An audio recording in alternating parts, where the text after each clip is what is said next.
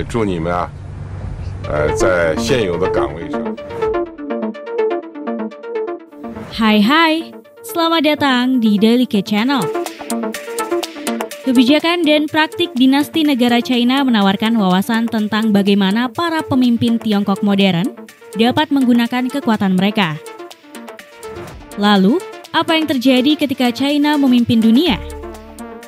Sebelum kita lanjutkan, jangan lupa untuk menekan tombol subscribe dan aktifkan lonceng notifikasi channelnya agar kamu nggak ketinggalan video terbaru dari channel ini.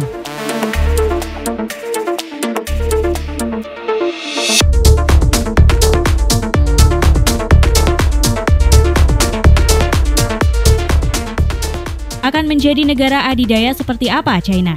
Itulah pertanyaan abad ke-21. Menurut para pemimpin Amerika, China akan menjadi mimpi buruk otoriter yang rakus, berniat menghancurkan demokrasi itu sendiri. Beijing tentu saja tidak begitu setuju. Untungnya bagi kita yang mencari jawaban atas pertanyaan ini, China adalah kekuatan besar dalam sejarah panjang dan kebijakan luar negeri serta praktik dinasti-dinasti besarnya dapat memberi kita wawasan tentang bagaimana para pemimpin China modern dapat menggunakan kekuatan mereka yang meluas sekarang dan di masa depan. Tentu saja masyarakat Tiongkok saat ini tidak sama dengan 100 tahun yang lalu, apalagi 1000 tahun. Tapi, mempelajari hubungan luar negeri Kekaisaran China dan pola yang jelas dari pandangan dunia yang konsisten, muncul kemungkinan akan membentuk persepsi dan proyeksi kekuatan Beijing di dunia modern. China tidak akan menjadi kekuatan pasifisme. Dalam pidatonya di Majelis Umum Perserikatan Bangsa-Bangsa pada bulan September, Presiden China Xi Jinping mengulangi klaim Beijing yang sering dinyatakan bahwa pihaknya berkomitmen untuk pembangunan damai. Dan ada pandangan yang dipegang secara luas bahwa Kaisar China di masa lalu umumnya menghindari penggunaan kekuatan. Memang benar bahwa dinasti negara menikmati hubungan yang stabil dengan beberapa tetangga Asia Timur untuk waktu yang lama. Tidak seperti di Eropa, di mana monarki hampir selalu saling bersaing. Orang China modern suka membandingkan petualangan kolonial Eropa yang brutal dengan pelayaran abad ke-15, Laksamana Cina Zheng He dan armada harta karunnya yang berlayar melintasi Samudra Hindia tetapi tidak menaklukkan siapapun. China akan bersikeras pada tatanan dunianya sendiri. Negara-negara yang tidak dapat dikuasai oleh Tiongkok diserap ke dalam dunia Tiongkok melalui sistem diplomasi dan perdagangan yang dikendalikan oleh para kaisar.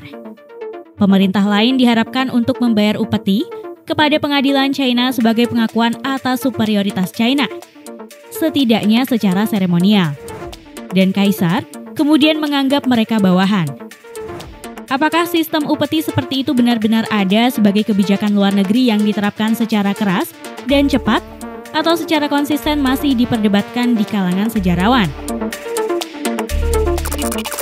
Tetapi jelas bahwa orang China biasanya mencoba untuk memasukkan norma dan praktik diplomatik kepada mereka yang menginginkan hubungan formal dengan China. Anggap saja sebagai aturan main urusan luar negeri di Asia Timur, didikte oleh China. Tatanan ini jarang ditentang, setidaknya oleh negara-negara Asia Timur yang lebih mapan.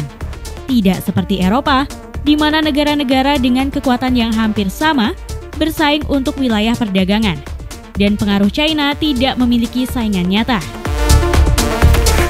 Jadi, sementara Xi Jinping mengatakan kepada PBB pada bulan September bahwa Beijing tidak akan pernah mencari hegemoni, ekspansi, atau lingkup pengaruh, sejarah menunjukkan bahwa China akan menggunakan kekuatan atau paksaan terhadap negara lain ketika mereka merebutkan kekuatan China.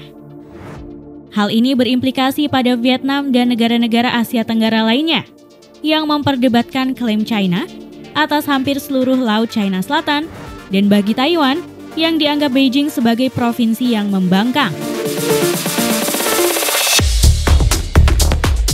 China hanya mentolerir hubungan yang bisa didominasinya. Bahkan di zaman kuno, orang China menganggap diri mereka lebih baik daripada orang lain. Ini membentuk dasar pandangan dunia, di mana orang China duduk di puncak hierarki. Mereka tidak percaya pada hubungan yang setara, setidaknya dalam istilah resmi atau ideologis. Tatanan dunia mereka dengan aturan dan normanya didasarkan pada prinsip superioritas dan penerimaan superioritas itu oleh semua orang. Secara tradisional, ketika orang China dipaksa menjadi bawahan atau bahkan posisi yang setara dengan kekuatan lain, biasanya karena kelemahan militer, mereka membencinya dan mencoba untuk menegaskan kembali dominasi mereka yang biasa ketika mereka cukup kuat untuk membalikan keadaan. Seperti yang dikatakan Xi Jinping, negara itu tidak akan pernah lagi mentolerir ditindas oleh negara manapun. Itulah tujuan dibalik sebagian besar kebijakannya saat ini. Mulai dari peningkatan kemampuan militer yang signifikan, hingga program yang didanai negara yang bertujuan membantu China menyalip Barat dalam teknologi. Semakin lama, diplomasi China semakin mengancam ketika menghadapi tantangan dari negara lain, baik Amerika Serikat, India, atau Australia. Apa yang menjadi jelas dari pemeriksaan sejarah Tiongkok adalah bahwa Tiongkok tidak hanya ingin menjadi kekuatan besar. Di abad yang lalu, orang China mengira kedaulatan mereka memiliki hak untuk memerintah. Karena realitas teknologi dan jarak jangkauan China biasanya tetap regional. Tetapi sekarang, di era globalisasi, pengaruh Beijing dapat mencapai tujuan mulia itu.